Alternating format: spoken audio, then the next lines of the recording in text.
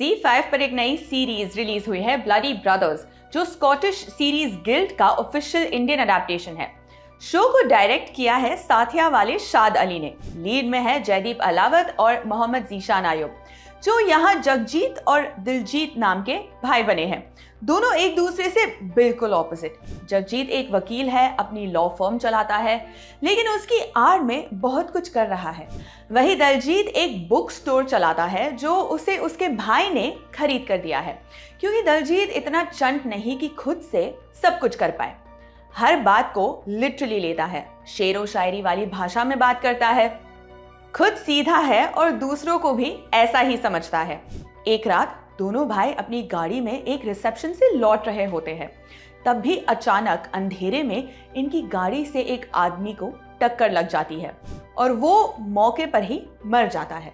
दोनों वहां से निकल लेते हैं और समझते हैं कि रात गई बात गई, लेकिन ऐसा होता नहीं है, क्योंकि फिर कहानी में एंट्री होती है नए किरदारों की, जिनका मरे हुए शख्स से कुछ न कुछ कनेक्शन था। ये कहानी को और जगजीत दलजीत की दुनिया को कैसे घुमाते हैं, यही 6 एपिसोड्स में देखने को मिलता है। शो के सभी एपिसोड्स का नाम एक एक किरदार पर रखा गया है। जैसे पहला एपिसोड का नाम है जगजीत, जहां कहानी उससे शुरू होती है। ब्लडी ब्रदर्स इस बात को लेकर सस्पेंस नहीं बनाता कि दोनों भाई जेल जाएंगे या नहीं। उसका इरादा कुछ और है। ये मेजर 6 किरदारों की दुनिया कुरेदने में लगा है, ताकि दिखा सके कि सब एक जैसे ही है, कोई ब्लैक या व्हाइट नहीं। कोई अपनी खुशी सिर्फ दूसरों में ढूंढ रहा है, तो कोई पैसे के लिए खुद को धोखा दे रहा है। फिर ऐसे किरदार भी है जो कहते हैं कि वो लालची किस्म के नहीं, लालची ही है।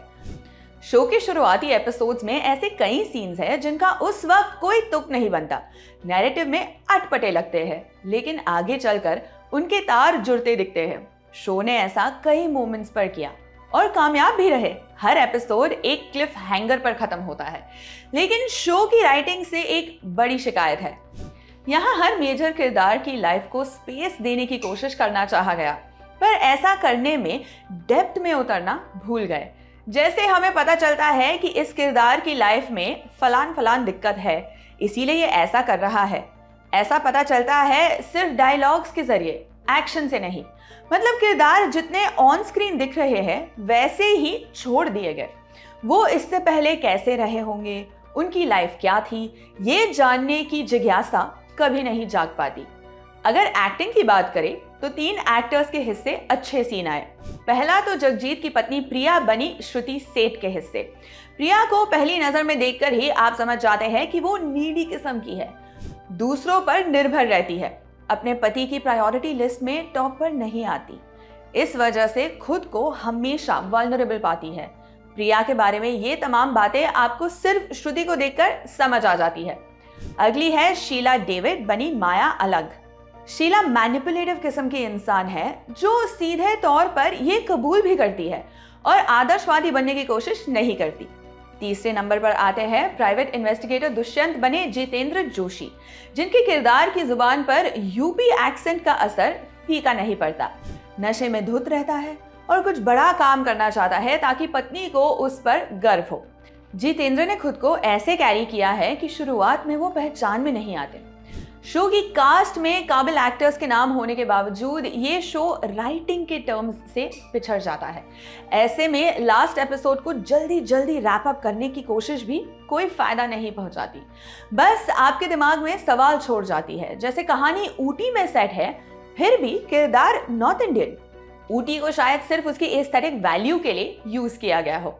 बाकी जिस नोट पर यह सीजन खत्म होता है, सेकंड सीजन की गुंजाइश छोड़कर जाता है।